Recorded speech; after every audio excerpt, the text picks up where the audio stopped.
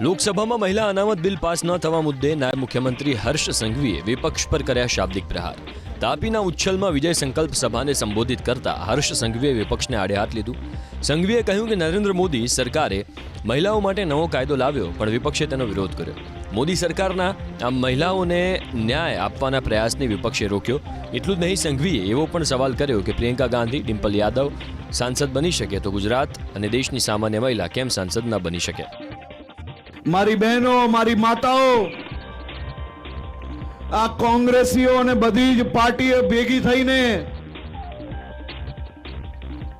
મહિલાઓને જે ન્યાય અપાવવા માટે મોદી સાહેબે જે પ્રયાસ કર્યો હતો ને,